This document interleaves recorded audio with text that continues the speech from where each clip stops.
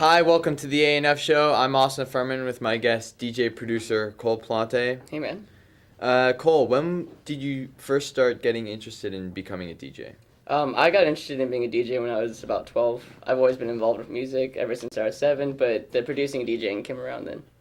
And what is the biggest stage that you have ever performed at? There's a couple. There's Lollapalooza in Chicago, which is one of the biggest festivals in America, and then the whole Demi Lovato tour I did last year as well.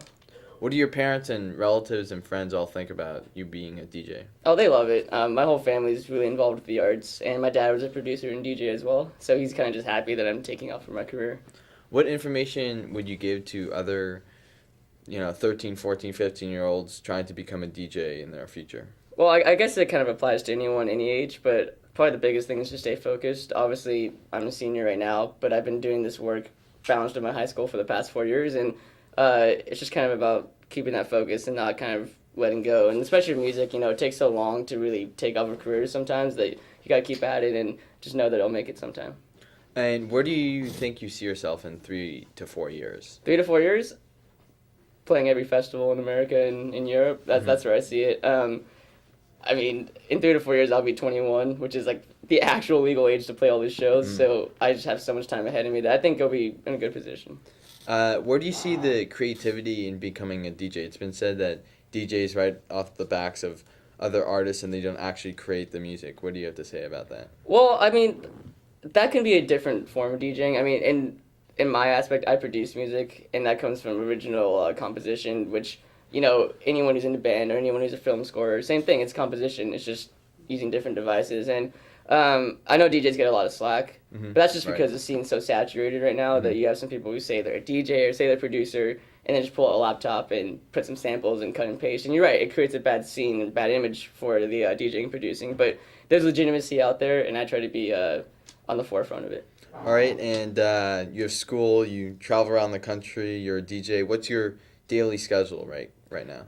There's 12 days left of school, so it's like the final little senior thing. Seniors don't really have much going on, but I have 16 grad nights coming up, including art schools that I have to prepare for, and a couple shows and an EP release this summer. So every day I wake up, go to class, drive back, and then just work on music until I sleep. So you're also in the band, yes, and you play trombone. How long have you been playing trombone for? I've been playing trombone since I was 12. Actually, it was one of the things that helped kickstart my interest in producing and DJing. And right now, do you perform with another person, or? I perform with myself. So. Would you ever think about performing with another person in the future? For sure. In this industry, especially the electronic scene, people collaborate all the time, and whether you bring someone on stage or actually form a group, you never know. I have a lot of time, so. And how many songs have you created, and how many are you working on right now? How many are in a work in progress right now? Yeah, I was gonna say if it's in the working process, then there's probably about 20-something songs out, and then put out, probably somewhere around 10. But yeah, there's a lot of stuff coming up for this next year. Okay, and in general, what type of music do you prefer to listen to? Not electronic music, surprisingly, unless it's like Porter Robinson, Matt A, and Dylan Francis.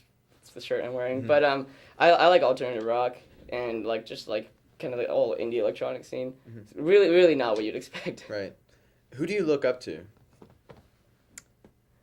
There's a couple people, probably Skrillex, which is Sonny, Diplo, who's Wes as well, and then Dylan Francis, like I mentioned before, Porter Robinson, Maddie, and those last three, specifically because they're so young, and they were so young when they started, around my age, and where they've come in those past couple of years, they're kind of a good example of what I should be doing, what I could be doing in the next couple of years.